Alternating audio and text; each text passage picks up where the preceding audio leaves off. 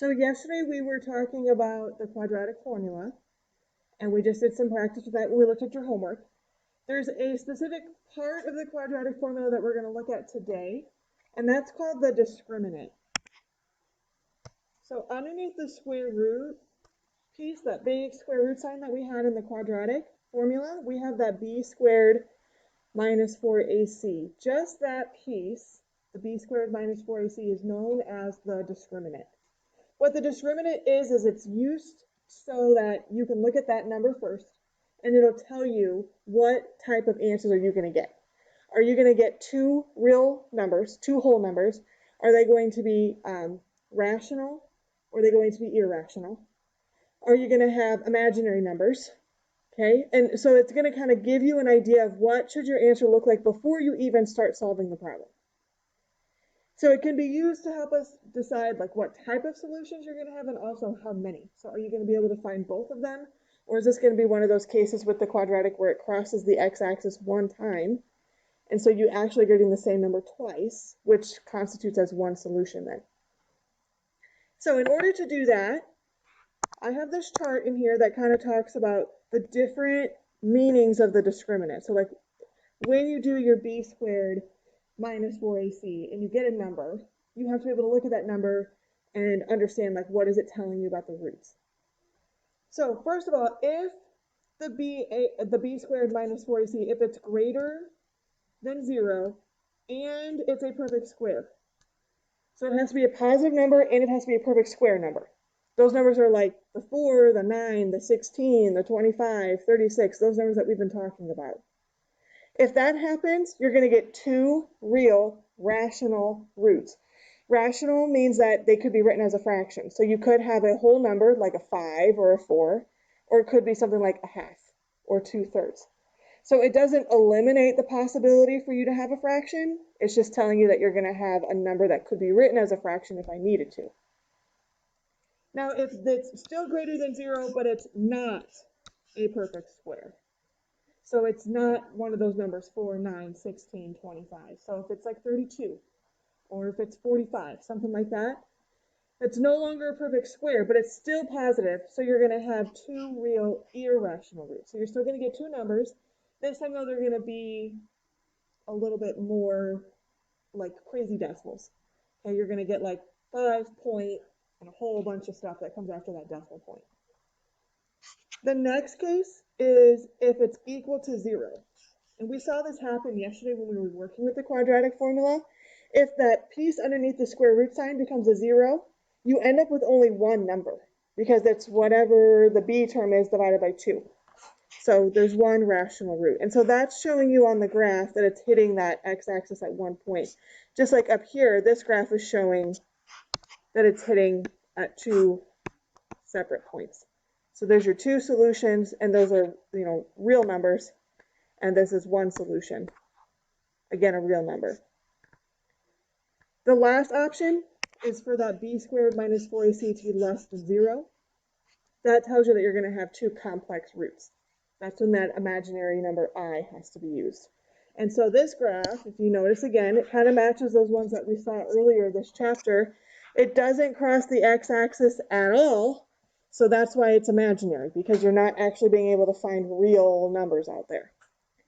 So what we're going to practice right now is just finding the discriminant, just doing that b squared minus 4ac, figuring out which one does it belong to in this chart. Okay, which one of these does your discriminant belong to? And then they're going to say, what type of numbers do you have? They're not necessarily asking you to actually solve it. They're just asking you what type of answers would you get if you had to solve it. Okay, so find the value of the discriminant for each quadratic equation, then describe the number and the type of roots for the equation. So the discriminant is b squared minus 4ac. Again, that's that piece that's found underneath the big square root sign. So we still should identify what a, b, and c are for the equation. So we have x squared plus 3x plus 5. A is going to be 1. B is going to be 3, c is going to be 5. So in for b squared, we're going to do 3 squared minus 4, a goes 1, c goes 5. So 3 squared is a 9, minus 4 times 1 times 5 is 20. So we have 9 minus 20, which is going to be negative 11. So that's your discriminant. That would be the piece underneath the square root sign. Now you can either go back to your chart to kind of figure out which one does it match. If I come back up here, my discriminant is less than 0, so it's matching up with the last one on that chart, which means that there's going to be 2 complex roots. So I just have to say 2 complex roots. Or you could say 2 imaginary roots if you wanted to. Okay, and that's all you have to do when they ask you to find the discriminant. You're not finding the solutions. Like, I'm not going to solve this because they didn't ask me to do that. But if they did, if they had said, after you find the discriminant, solve the quadratic thing, then I would at least know I'm going to get imaginary numbers for my answers. I'm going to have that I in there somewhere. Okay, you guys try the next one.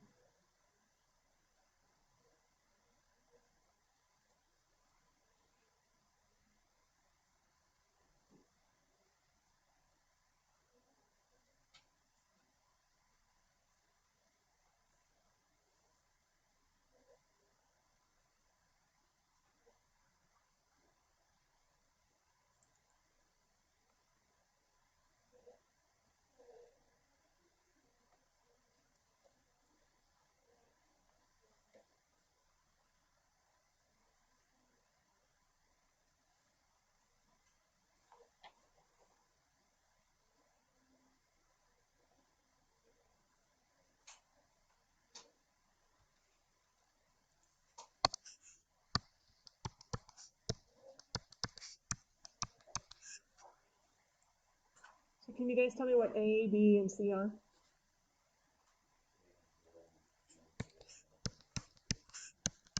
Good.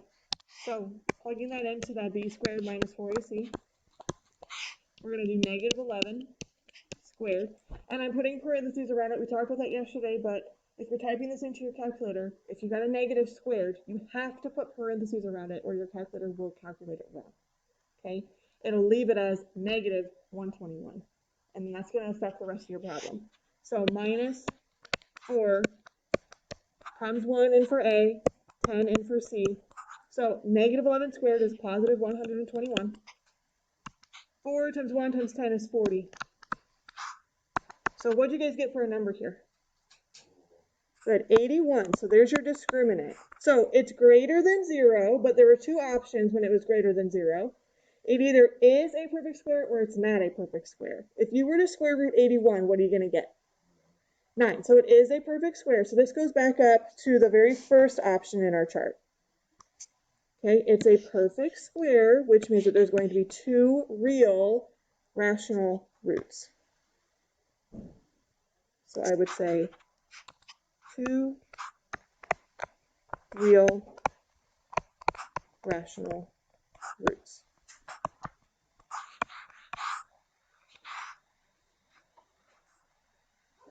Okay, try the last one.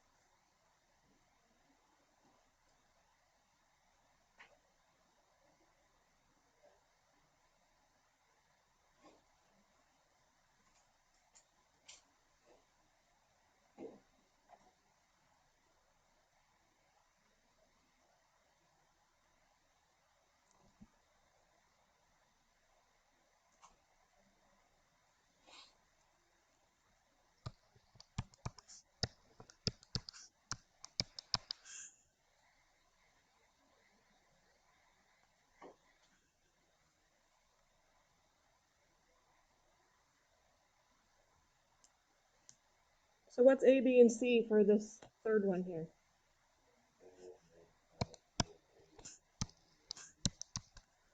Okay, so B squared would be 8 squared minus 4. A is a negative 5. C is a negative 1. So we have 64 minus 20. Be careful with that. There's a lot of negative signs happening there. So 64 minus 20, we should have gotten 44 for our discriminant value. So what type of roots are we going to have? Good, irrational. So I would say 2 irrational roots. Because it is greater than 0, but 44 is not a perfect square number.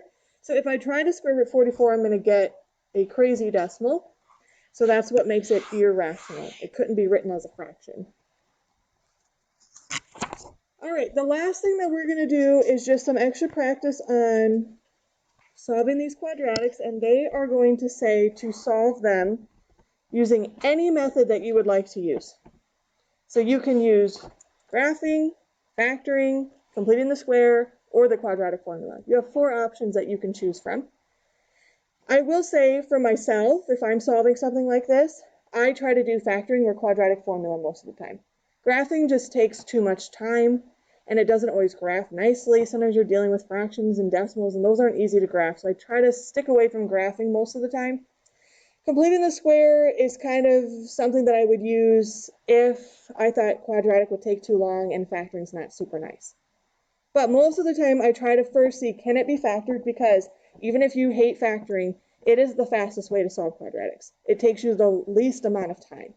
If you can't factor it nicely, then I try to do either completing the square or the quadratic formula. And I usually lean more towards quadratic formula because I prefer that method. But it's kind of up to you guys. If they give you the option, you can choose whichever one you're the most comfortable with. So for this first one, I'm going to try to factor first because that's going to be the fastest way. So remember, if there's no number in front of the x squared, like this one has a 1, I'm just trying to find 2 numbers that multiply to a positive 16 and add to a negative 8. What 2 numbers are going to be able to do that?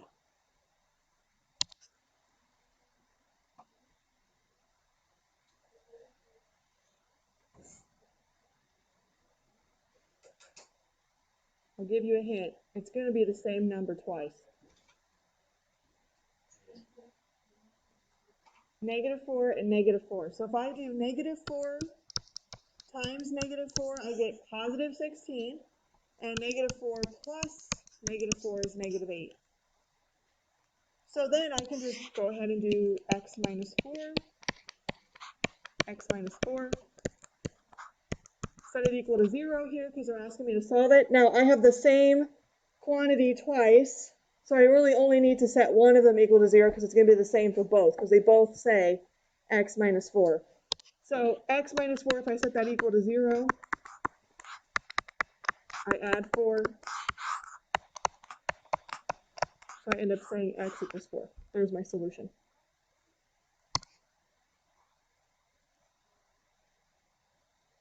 Okay, let's take a look at the second one.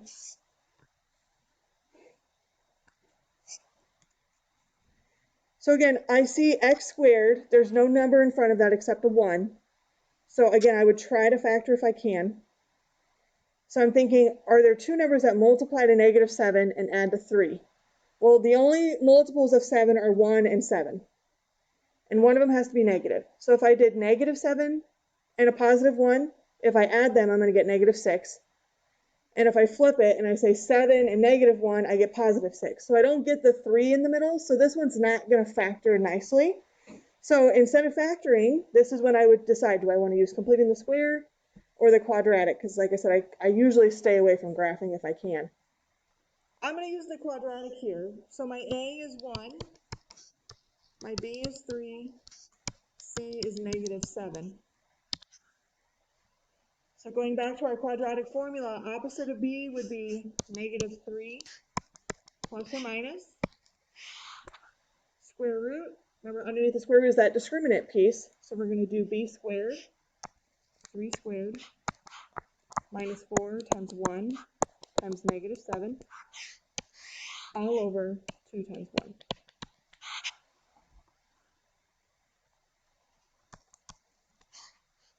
So if I simplify, I have negative 3 plus or minus 3 squared is a 9 minus 4 times 1 times negative 7 is negative 28. So we've got a double negative there. It's going to end up becoming a plus sign all over 2. So this right here, we end up adding. So plus or minus the square root of 37 all over 2. 37, I can't break that square root apart because 37 is a prime number, like 4, 9, 16, 25, 36. None of those perfect square numbers are going to go into 37. So I'm going to go ahead and just leave my answer right there.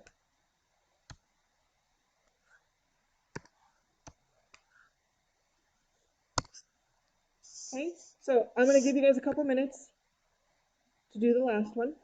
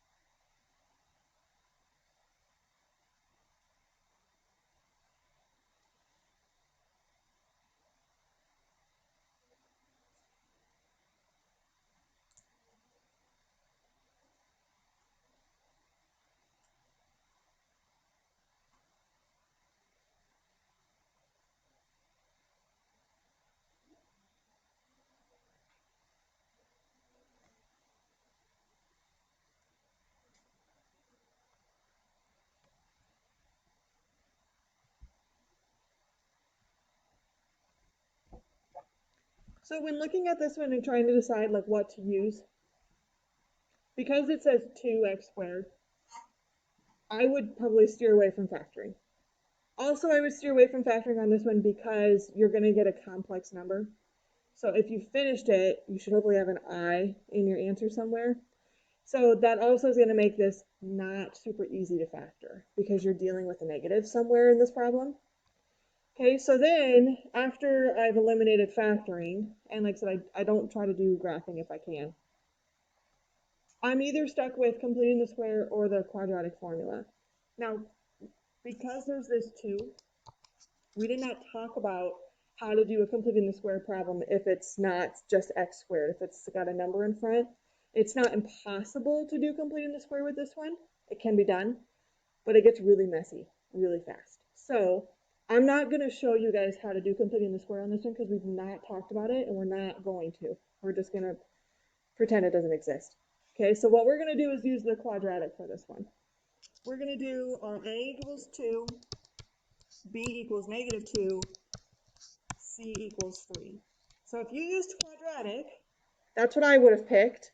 And as I go through it, just make sure that yours matches mine. So we're going to do opposite of b, so that would be opposite of this -2, which makes that become a +2, plus or minus. Under the square root, we have b squared, so -2 squared minus 4 times a, which is 2, times c, which is 3, all over 2 times a, 2 times 2. Okay, so make sure that your setup looks like mine. That's like the first thing to check. Now let's start simplifying. What's going to be -2 squared? 4 minus, what is 4 times 2 times 3? So this is going to be 4 minus 24 all over a 4. So right away I see 4 minus 24. That's going to be a negative number underneath the square root sign, which is why I said you're going to have a complex answer here. You're going to have that I show up. Because this becomes 2 plus or minus the square root of -20 all over 4. All right, so let's talk about that -20. If you need to, think of it as the square root of 20 times the square root of -1. That way you can see that the I is going to come out. So I've got 2 plus or minus. I'm going to break apart this 20 up here. So 4 can go into 20. That's the perfect square number. And then I have this I that's kind of just trailing behind it now. This is all over a 4. So the square root of 4 is a 2. That comes out front. So we have 2 plus or minus 2. I'm going to bring that I forward. And then square root of 5 all over 4. What's the last thing that we could do, though, here?